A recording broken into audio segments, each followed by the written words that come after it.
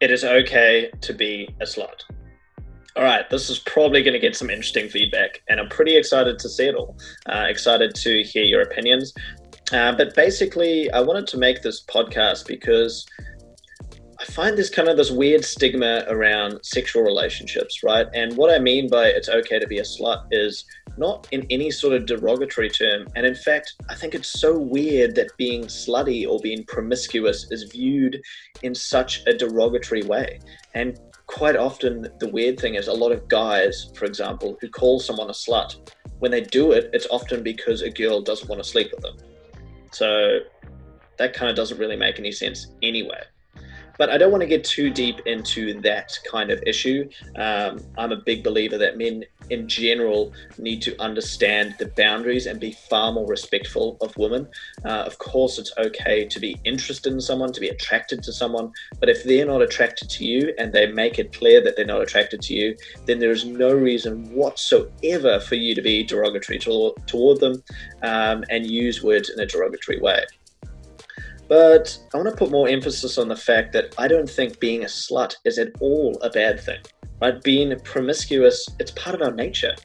As human beings, we love to have sex. We love to have sexual relationships with different people. We love to explore. We love that excitement of a new partner, of a new body to connect with. And I really wanted to have this kind of open dialogue because I do think that a lot of people still struggle to just have these open conversations, whether it's as a single person or in a relationship, right? Because it is relevant in relationships too.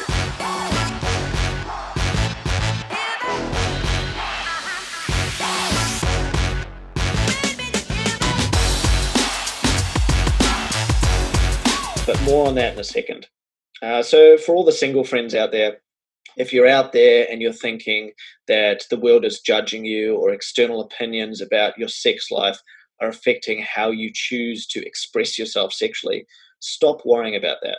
The more we are able to have these conversations openly and realize that, especially if you're single and you're exploring and you're young, especially in your 20s, it's okay to experiment sexually, to have new sexual relationships with different people, to have multiple sexual partners at once.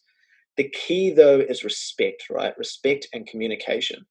Um, because there is a difference between having a free and open sexual life and just being an asshole, really, and treating people like shit, lying to people, using people, saying you're in relationships when really you're sleeping with a bunch of other different people on the side. The key here is respect. And it also comes down to, if you are physically or sexually attracted to someone and you ask if they feel the same way about you and they say no, to be respectful of them, be respectful of their bodies. That is not yours. You do not own anyone else. You do not own anyone else's body. And there is no way that you should ever, ever be forcing a sexual relationship with someone. Um, and I think that's something that all of us have failed at one point in our lives, pushing too far with people. And I think it's something that we need to keep mindful of, right? Like, be respectful of other people. Their body is their property, it's theirs to do with as they wish. And if someone doesn't want to have a sexual relationship with you, back off. Cool. So the key really is respect. Like, it's okay to be promiscuous, to have multiple different sexual partners, but be respectful of people. Uh, and a little bit on couples, because I guess there's kind of the stigma, right? Like, as soon as you get into a serious relationship, then you need to be monogamous. There needs to be this constant monogamous structure in any relationships. And this is not saying anything against people who are monogamous. If it works for you, then 100% go for it. But I think a lot of the time these monogamous relationships fall apart for a plethora of reasons. But a lot of it is that when we build intimacy with people, when we really build a loving connection, we lose that ability to be individuals, right? And individualism in your relationships, having two wholes rather than two halves of a whole, and being supremely intimate and connected and completely transparent with each other all the time, means that you lose the excitement that comes with eroticism. You lose that unknowing, that mystery that really fuels and feeds a good sexual erotic relationship. So for couples, like there's a couple ways you can do this, right? And one of which is through fantasies. Play out your fantasies. Have open communication and dialogue with each other about what you fantasize about.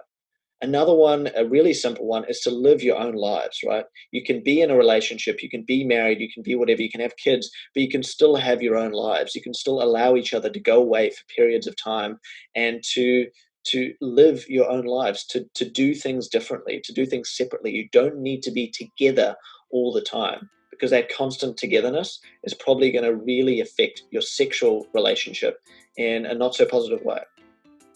Hello, friends. I hope you are enjoying the podcast. I promise we're going to get straight back to it. Maybe just give me 60 to 90 seconds of your time. I want to take a moment to ask you a question. Are you in that point in your life where you're struggling to figure out exactly what direction you want to go? Or maybe you know that there's something missing and that you want to achieve more. You want to be more successful, but you're just not really clear on exactly what it is. You've read all the books, you've watched all the docos, you listen to all the podcasts, you've got your little routine going, but still there's something missing. That something missing is probably along the lines of clarity. You probably don't actually know truly what it is that you want. I want to talk to you about a friend of mine. His name is John Linsky, and you can find him on Instagram, jlinsky_. I'll leave that in the show notes, so don't worry about that. But he's a results coach, a high performance coach, and a mindset coach. And recently I've had the pleasure of doing some one-on-ones with him. And I can tell you right now that inside me, I want to be more successful. Each and every day I want to grow, I want to learn. And there's things that I want to achieve. But before I did the sessions with John, I wasn't really 100% sure exactly what it was that I wanted to achieve. And through his coaching and his mentorship, I've figured out how to get more clarity in my life, how to get more energy towards the areas that I want to improve on, how to get more direction and purpose, how to find joy and freedom, not in the destination, but along the way, each and every day, getting more and more pumped up just to be breathing, to be doing the work and having the consistent methods in place to achieve what it is I ultimately want to achieve. What John does is he gives you clarity and he gives you the energy you need to become the person you want to become. So if that sounds like something you're interested in, again, I'll have his Instagram linked in the show notes below. Another thing to do is to do what works for you, right? Like I said before, being in a monogamous relationship might be the right thing for you, but it also might not. And this comes down to having open communication with your partner, going to see psychologists if you need to. And I should have probably prefaced at the start of this is simply a discussion, right? Like I am not an expert whatsoever.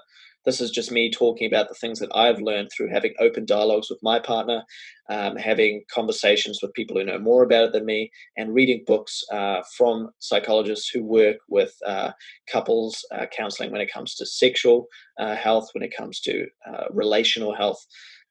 So I'm not an expert by any means. So if this is something that's affecting your relationship and you're thinking, God, I wish I was having sex with my partner the way we did when we first met, then go out there and see someone, seek out help, read books, listen to podcasts.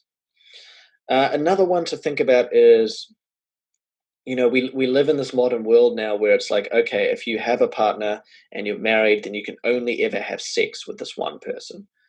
And I think there's room to expand upon this and ask ourselves the questions: is sex always, does it always need to be associated with the love side of it, or can this be separated?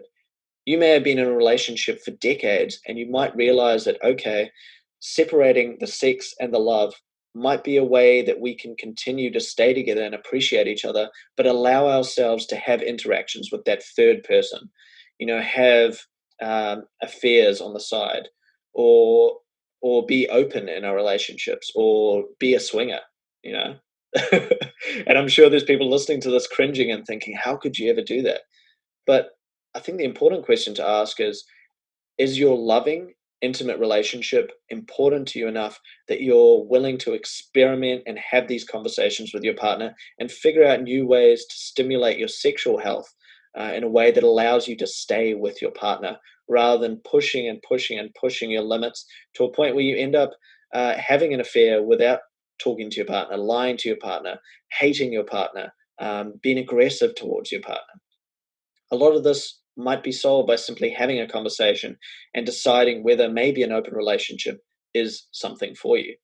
Maybe another way to think about it is, if you don't want to separate your sexual life and be sleeping with other people, maybe that's where fantasies might come into play, right? Ways that you can excite your eroticism in the bedroom, ways that you can make sex feel mysterious, ways that you can breathe that excitement of not knowing once again. So once again, guys, this is just my thoughts on the topic of being a slut or having a more promiscuous sexual life. I'd love to hear your feedback, and I'd love to hear if anyone is an expert in the area. Please reach out. I'd love to dive into this topic more, because I think it's one of these things that all of us kind of want to talk about. I mean, we all fantasize about our sexual fantasies in the back of our heads, but often it's suppressed. So yeah, I'd love to get deeper into this conversation, but let me know what you think in the comments below. If you're watching on YouTube, hit me up with some messages on Instagram. But once again, I want to make sure that you know not to take any of the things that I've said in this podcast as literal advice. This is just my thoughts, my opinions on the topic.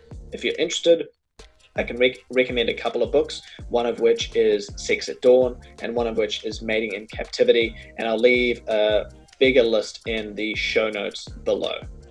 Anyway, guys, I hope you enjoyed today's topic. I hope nobody was too offended or too outraged, but please leave your feedback. Much love, guys. See you next time.